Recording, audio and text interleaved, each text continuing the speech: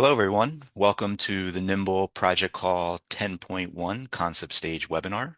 During this presentation, we will highlight the requirements and answer your questions on our recently released Project Call 10.1. Today's presenters are NIIMBL Institute Director Kelvin Lee and Contract Analyst Denise Bierlein.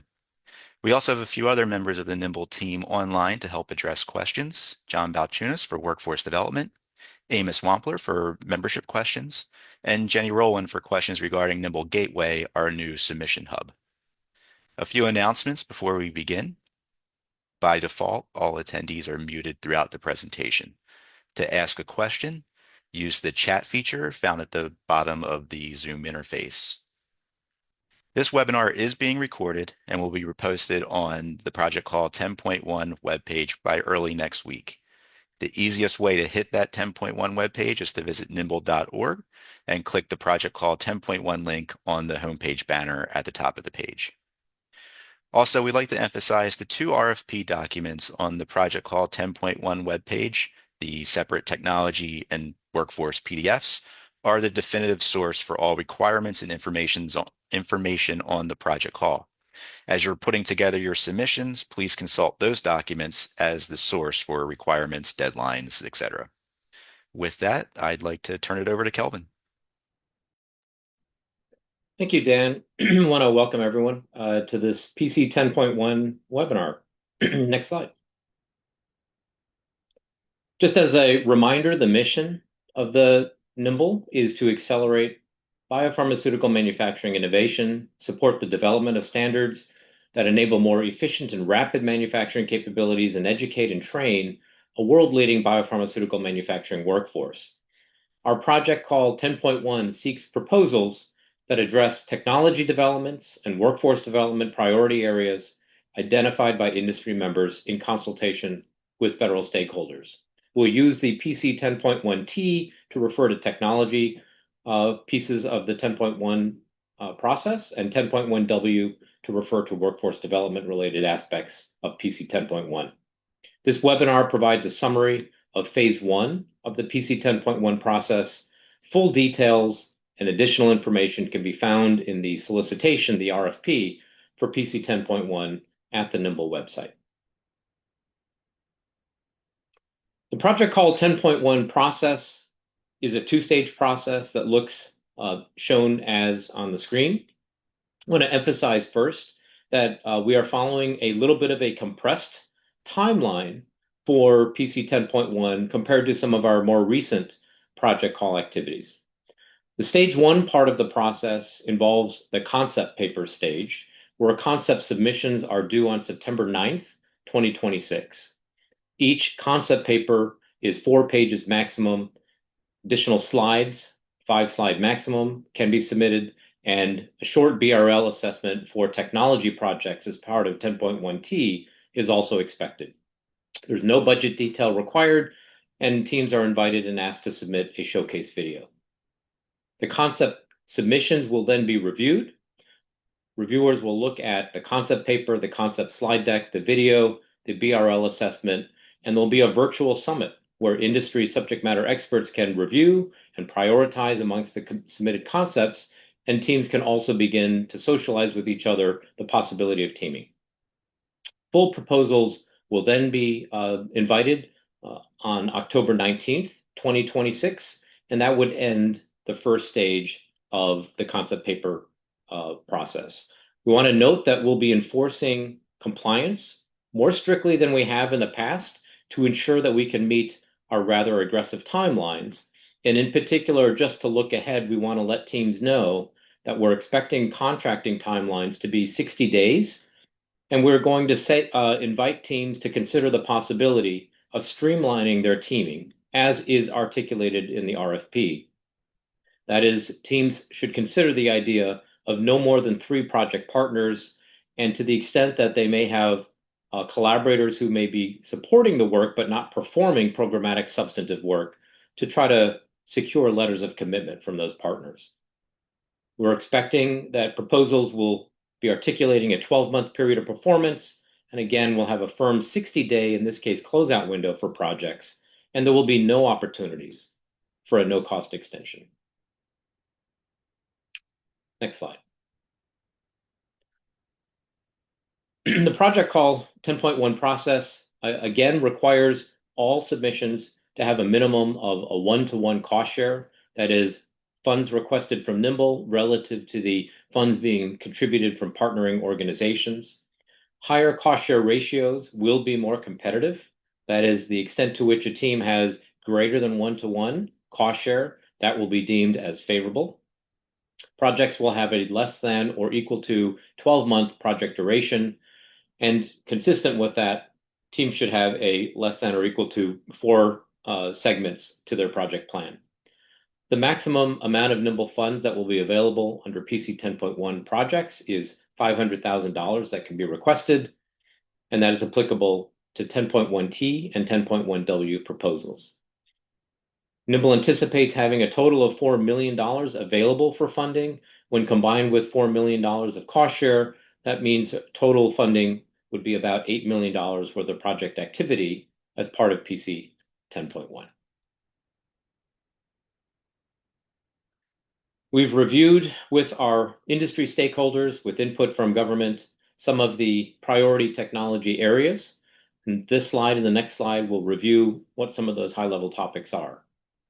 The priority technology development areas for PC 10.1 are intelligent biomanufacturing through artificial intelligence, digitalization, and advanced process control, advanced process analytics, product quality, and real-time manufacturing control, advanced manufacturing platforms and process intensification, platform technologies for emerging and next-generation biotherapeutics, and finally, transformative platform technologies for the future biomanufacturing enterprise. For the workforce priority areas, they fall into 3 buckets. The first is to catalyze cross-regional workforce development solutions. Some sub-bullet points to consider are to expand coordination across regions to share resources, expertise, and proven workforce models, and to build sustainable structures that reduce duplication and improve consistent, accessible training pathways nationwide. The second bucket is workforce development for advanced therapeutic modalities, to identify talent and skill needs for next-generation biologics, such as peptides, GLP-1 therapies, ADCs, bispecific antibodies, and radiopharmaceuticals. Develop and pilot hands-on training aligned with emerging industry requirements for technician, scientist, and engineering roles focused on next-gen biologics.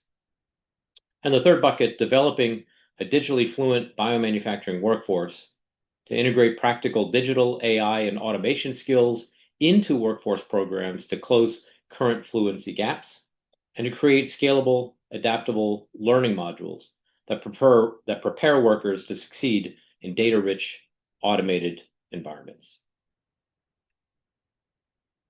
For technology proposals, we'll refer teams also to the NIIMBL biomanufacturing readiness levels.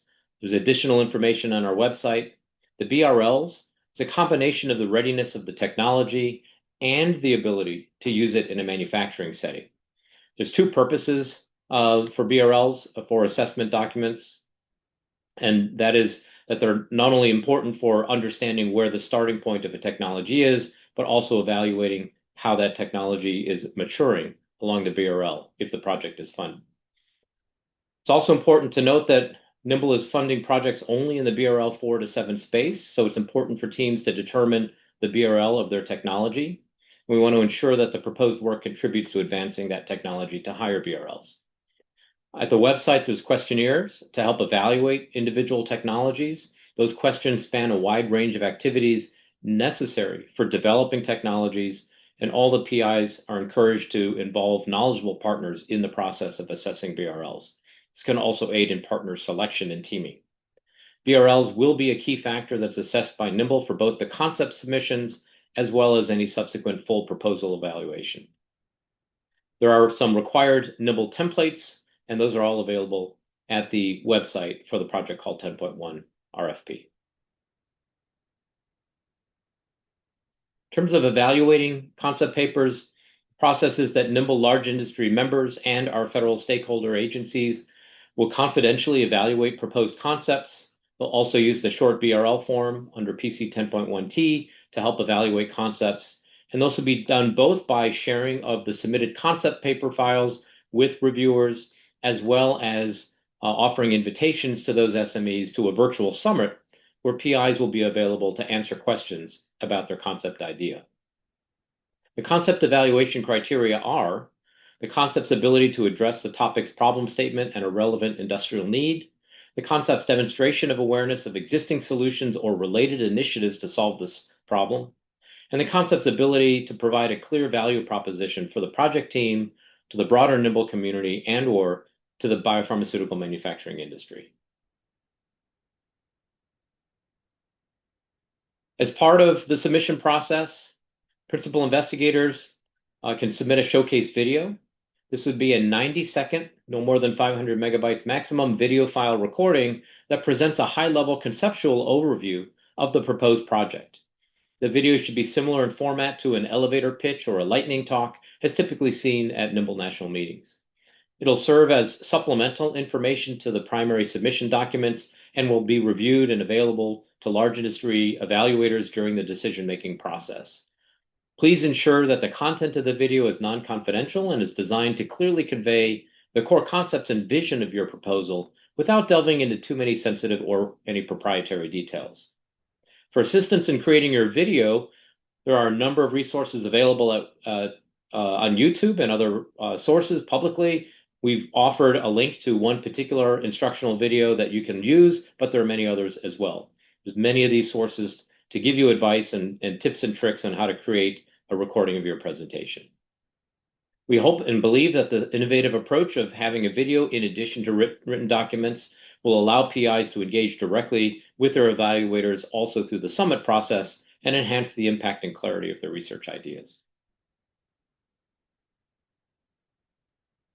Also, as part of the process, we host a virtual summit. That virtual summit is designed to foster enhanced interactions between the PIs and key stakeholders from large industries, as well as federal agencies.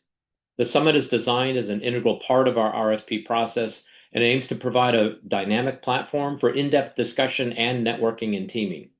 As a PI, if you're submitting a concept paper, you'll have the opportunity to participate in the scheduled 2-hour, think of it as an office hour session. The sessions are designed to facilitate either one-on-one or group discussions with large company SMEs and allow you to present your concept proposal, receive feedback, and answer questions. It's designed as an interactive format intended to enrich the collaborative experience, provide valuable insights that enhance one's understanding of industry feedback and needs.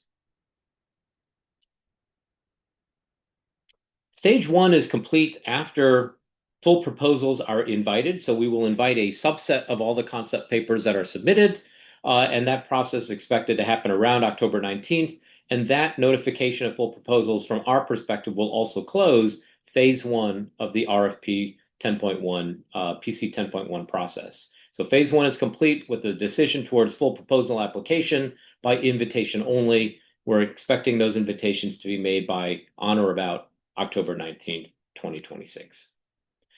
And with that, I'll turn it over to Denise. Thank you, Calvin. So submission requirements. Please note that automatic rejections will occur during the compliance review and applications will not move forward to the SME reviews if the RFP requirements are not met. So please plan accordingly and send any of your questions to projectcalls@niimble.org. Again, projectcalls@niimble.org well in advance of the submission date. So for concept submission, phase 1, all concept papers must be submitted before the deadline, September 9th, 2026 by 5 p.m. Eastern Standard Time. The concept proposer must be an individual member of NIIMBL. And all required components and forms of the application should be submitted for concept phase.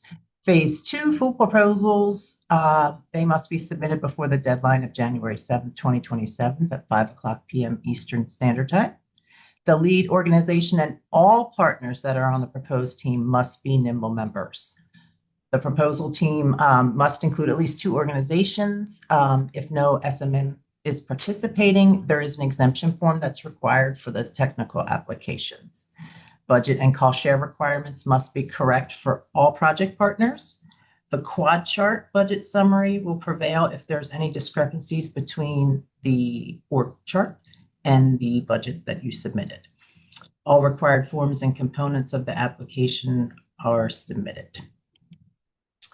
So this time for 10.1, we have a new gateway portal. So to request a new gateway account, visit gateway.niimble.org and click register card to submit an account request. Review the concept and full proposal system overview videos. They're located on our RFP website. And questions, again, email projectcalls@niimble.org with any questions. A new feature allows a delegate to complete the application on behalf of the lead PI, and technical reviews will be conducted within the new system. So, new proposing format for phase 1, the concept. Identify the lead proposal and lead organization on the project tabs button. And then all required fields and supporting documents must be completed before the application can be submitted. So for phase 2, if you're invited to full proposal, the project plan will be completed directly in the submission hub. So file uploads will not be accepted. The system will enforce document file type requirements. Be sure to add all project partners doing any work on the project team.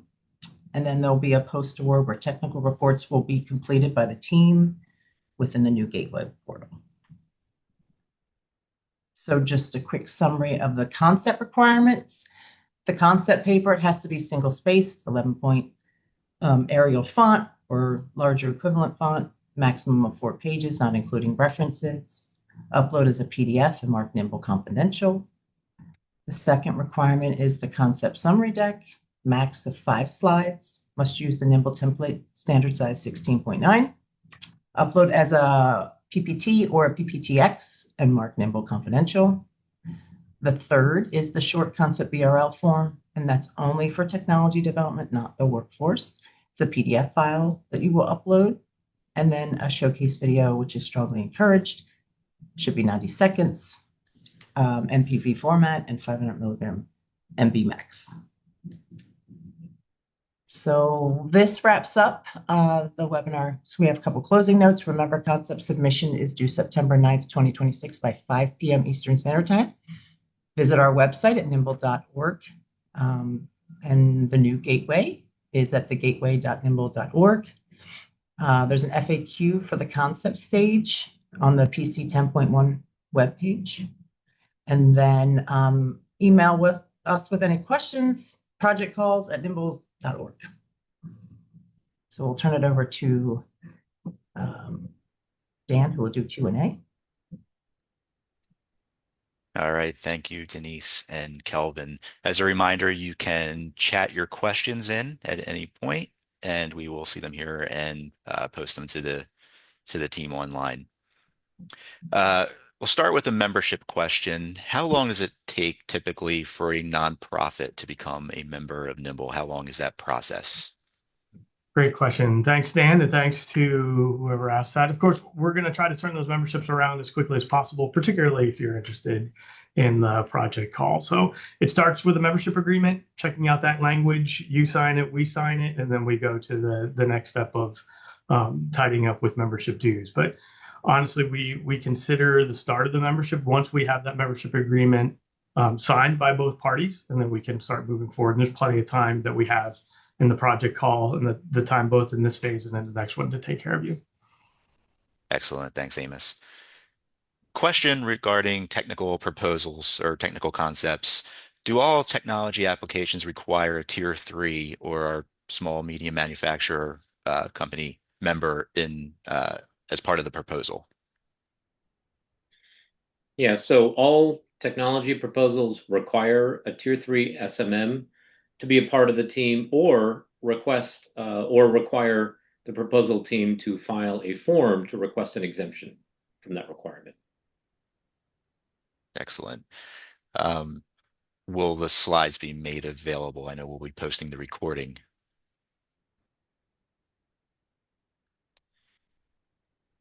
I would think that these slides would be made available. Yes. For 10.1W, so workforce question, Two-year institutions may not have liquid assets for one-to-one cost sharing. Are there alternative routes for cost share? Partner with companies. And in all honesty, we've seen so many successful, and I recognize the challenge for a 2-year institution or a 4-year institution for that matter. But I mean, cost share, basically forming strong partnerships with NIIMBL member companies, relying on them for, feedback, insight, helping drive project direction, helping drive and inform the technical content. All that is, counts towards cost share and is sort of mission critical for these projects. So again, partnering with larger organizations, whether industry or academics, is definitely helpful.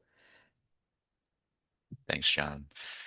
Can you talk a little bit more about the reporting responsibilities, pacing information, the pacing or the cadence at which reports are required, what kind of information is asked for, etc.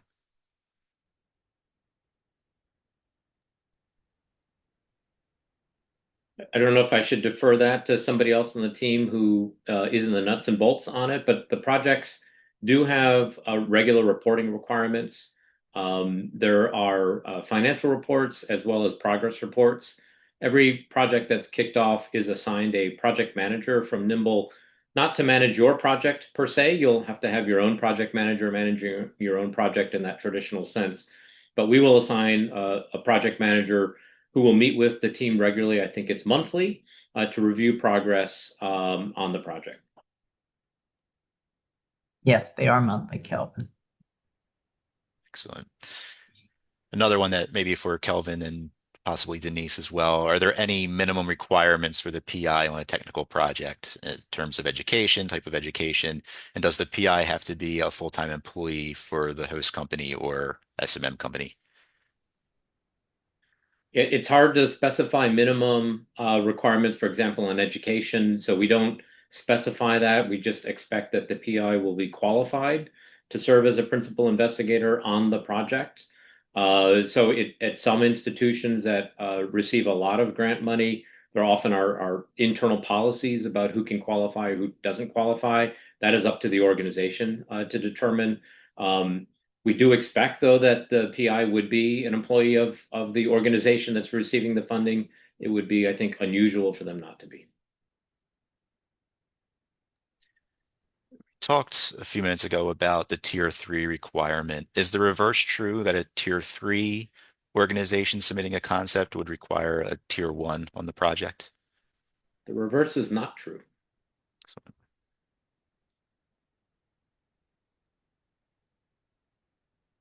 this is a workforce question, John. Regarding 10.1W topic 2, would high school students align with NIIMBL's definition of students? 100%. And we've got other programs that we run that focus on high school students and teachers. And so, yeah, I think one of the great things about NIIMBL is that we are agnostic, and really our spectrum ranges all the way from kind of K-12 all the way up to incumbent workers. Great. Another question that does come up, and again, you can continue to type questions into the chat. Regarding BRL and NIIMBL primarily working in BRLs 4 through 7, can a concept that is initially below BRL 4 be submitted with the expectation that it will reach BRL 4 by the proposal deadline? I think that's conceivable. I think a team would be well suited to make that clear that that's the expectation, and try to convince the reviewer that that is a reasonable expectation.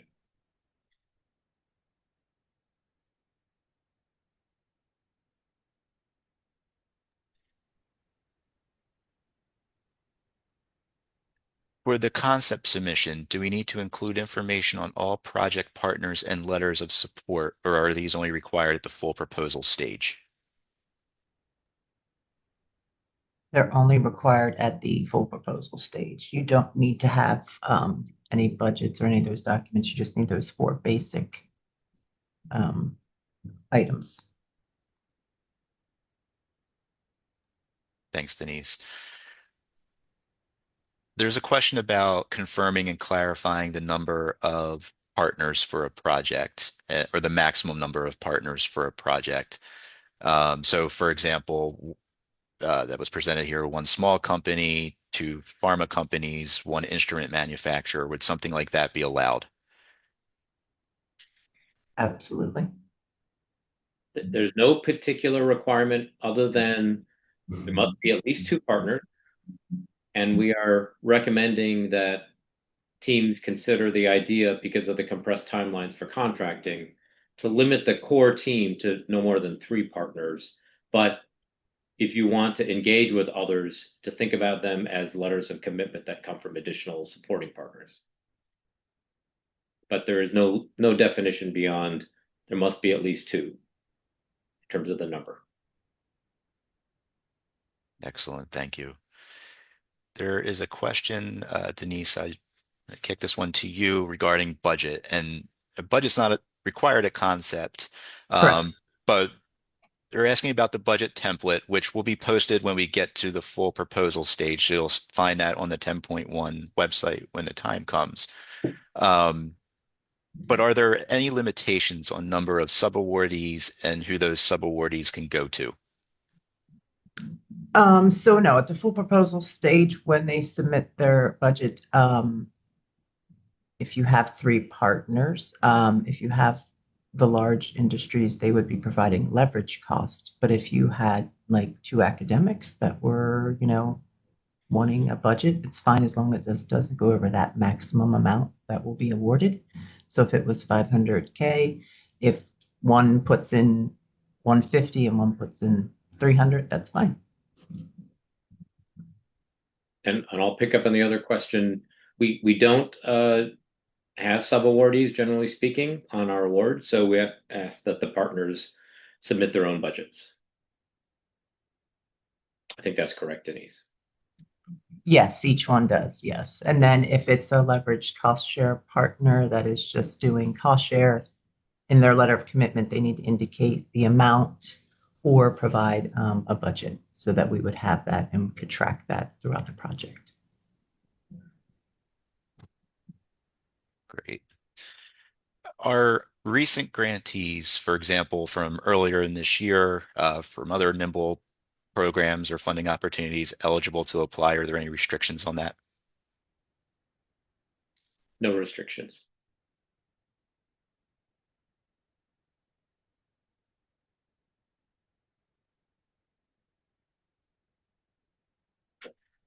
There's a question here regarding SME present or participation. It says two SMEs from industry are allowed to be paid by the project or only do cost share for their time on the project. So I believe, can two SMEs be funded through this project call mechanism? I think the answer is yes, but there's some maybe clarifying assumptions around that. So if it is a tier 3 company that is requesting funding, then they can request funding for the number of people that they need to get the work done. They just need to recognize that there's still a one-to-one cost share requirement on the project. If it's a tier 1 industry member, we do allow for the possibility that tier 1 companies could receive funding under awards, but typically they're not requesting funding, although it has happened. And for other large industry stakeholders, they're not expected to be requesting funding from NIIMBL directly.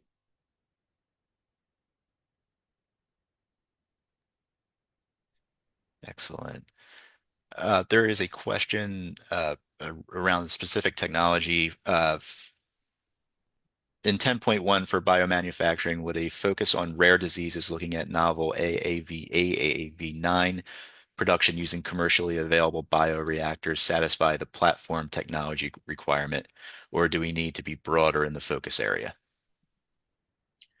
I don't think we can comment easily and cleanly on a specific idea such as that. I would just refer that question to the priority topic areas that have been identified on the slides and in the solicitation. And if you have further questions about eligibility or appropriateness, you could send it to projectcalls@niimble.org.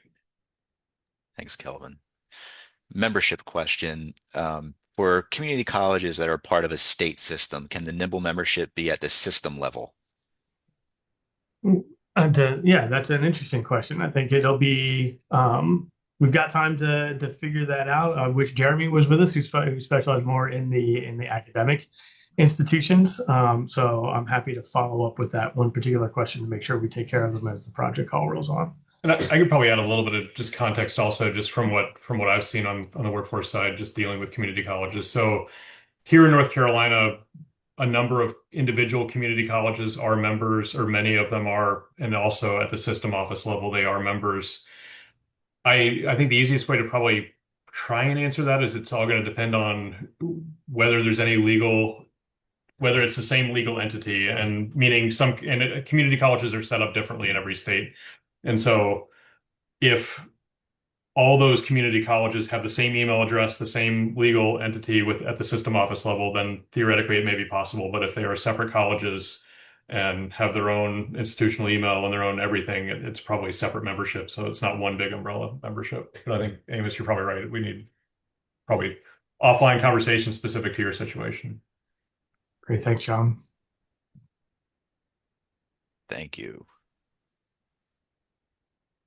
I'm not seeing any more questions come in as of now, but I will pause and give people a chance to finish up any last questions they were typing in.